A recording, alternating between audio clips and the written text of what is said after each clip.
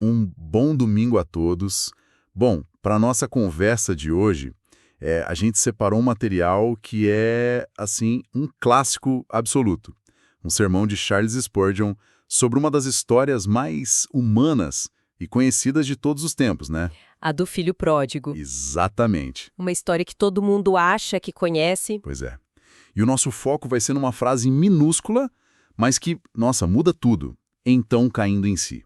O nosso desafio aqui hoje é desempacotar o que realmente está por trás dessa expressão. Porque Spurgeon não trata isso como um simples momento de clareza, né? Não, ele vai muito além. Ele descreve como o retorno da sanidade. É uma jornada psicológica e espiritual fascinante que a gente vai percorrer, desde o desejo de sair de casa até esse reencontro. Perfeito. Sim, e o ponto de partida do Spurgeon já é bem provocador. Ele não vê o pecado simplesmente como, quebra-regras, mas como um estado de desarranjo mental, sabe? Uma espécie de loucura moral. A tese central dele é que para uma pessoa se encontrar com Deus, ela precisa primeiro se encontrar consigo mesma, ou seja, cair em si. Essa ideia de que a gente vive fora de si é o fio condutor, então. É o fio condutor de toda a análise dele. Ok, então vamos analisar isso. Essa jornada de se afastar, curiosamente, não começa com um ato de rebeldia explícita. A gente tende a imaginar o filho saindo, batendo a porta, mas Spurgeon aponta para algo muito mais sutil. Muito mais. O primeiro passo é o desejo de independência. Ele só pede o que é dele, a herança. A intenção não é, a princípio, se tornar um devasso, certo? É só gerenciar a própria vida. Exato. E é aí que, para mim, tá a genialidade da análise, sabe? Porque esse desejo de autonomia, que na nossa cultura moderna é visto como uma virtude, né? Totalmente, é incentivado. Pois é. E ali é apresentado como a semente do problema. Spurgeon define isso como o anseio por ter interesses separados do pai. O sermão descreve que o jovem sentia que a rotina, a influência do lar, de alguma forma podavam-lhe as asas.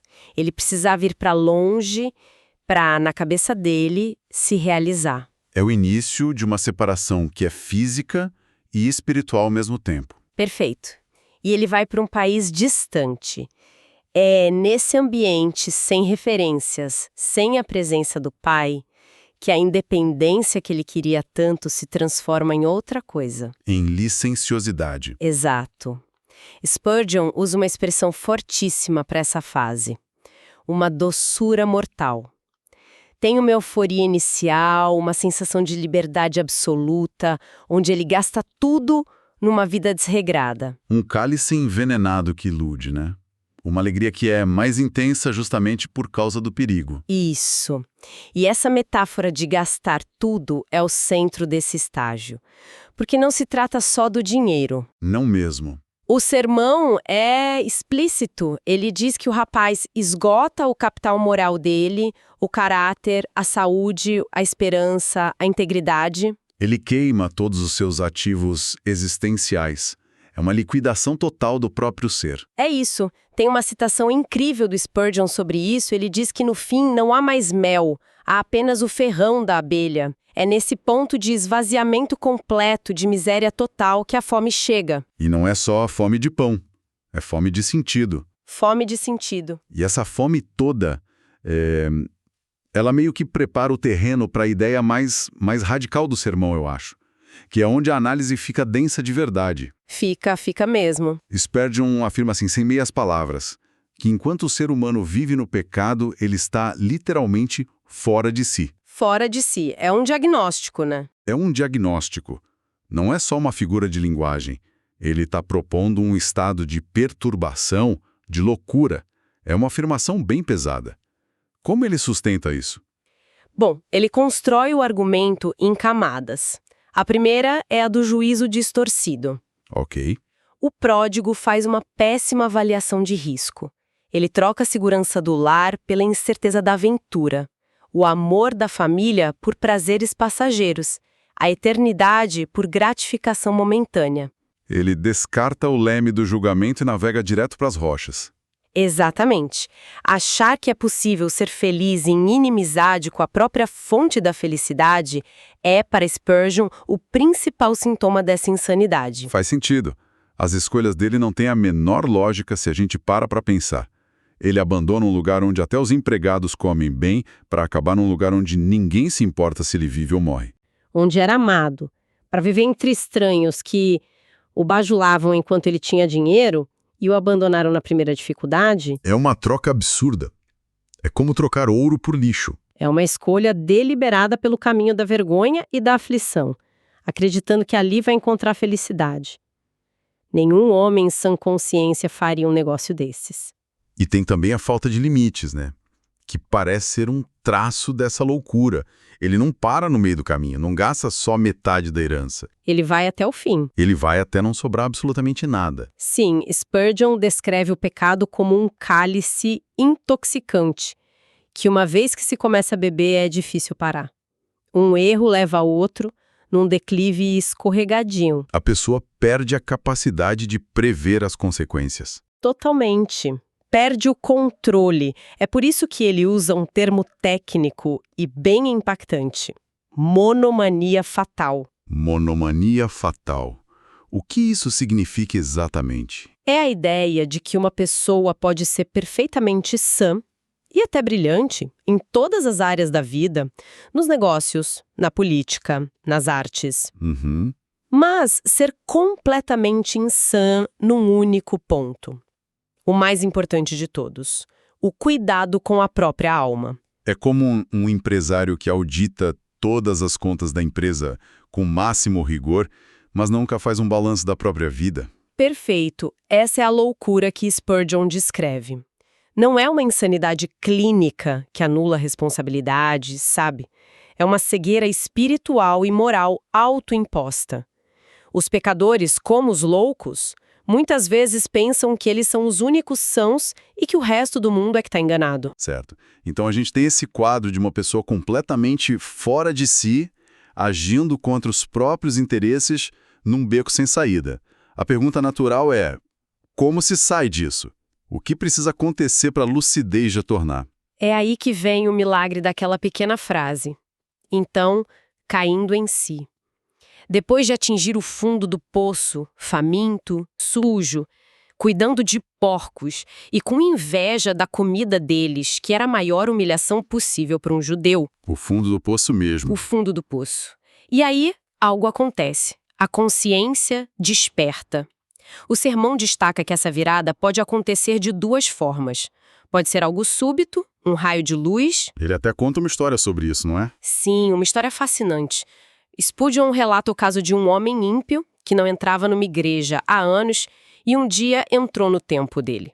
O homem se sentia tão indigno que nem quis se sentar num banco. Ficou em pé, encostado na parede do fundo, o mais longe possível. Entendi. E naquele dia, por uma coincidência divina, o sermão era sobre o publicano da parábola, que orava de longe sem coragem de se aproximar. Em certo momento, o pregador olhou para o fundo e disse: "Você é aí que está o mais distante possível. Você é o homem a quem Deus me enviou nesta manhã." Nossa. E ali mesmo, naquele instante, o homem foi convertido. Uma mudança instantânea. Uma história poderosa. Mas o próprio Spurgeon admite que isso não é o mais comum, né? Geralmente a mudança é um processo e ela é provocada por circunstâncias bem difíceis. A crise se torna a ferramenta. Exatamente. Ele diz que para o pródigo despertar foram necessários 3 ingredientes: fome, tristeza e, crucialmente, solidão. Solidão, isso é interessante. Longe da festa, dos falsos amigos, das distrações, sozinho no chiqueiro com o barulho dos porcos, ele finalmente teve tempo e silêncio para pensar com clareza. É curioso pensar na solidão como uma ferramenta. Hoje em dia, a gente faz de tudo para evitar ficar sozinho com nossos pensamentos. Pois é. Spurgeon parece dizer que é justamente nesse silêncio desconfortável que a clareza pode surgir. E essa é uma virada fundamental na lógica da história, porque a fome, a miséria, a solidão, a gente tende a ver isso tudo só como uma punição. Como a consequência justa do erro dele. Isso, mas no sermão a perspectiva é outra. Se a gente conectar isso ao quadro geral, Spurgeon argumenta que a causa por trás da causa, ou o motor por trás da crise, é o pai trabalhando secretamente no coração do filho. A crise externa é o instrumento de uma operação interna. Exatamente. A fome e a necessidade não são apenas consequências, são descritas no texto como uma maravilhosa cirurgia divina para trazer o filho de volta à sanidade. Maravilhosa cirurgia. Nossa, eu gosto dessa expressão. É forte, né? Porque implica que é algo doloroso, invasivo, mas que o propósito é curar. O sofrimento nesse contexto não é punitivo, ele é redentor. Isso. Desafia a noção de que sofrimento é apenas castigo.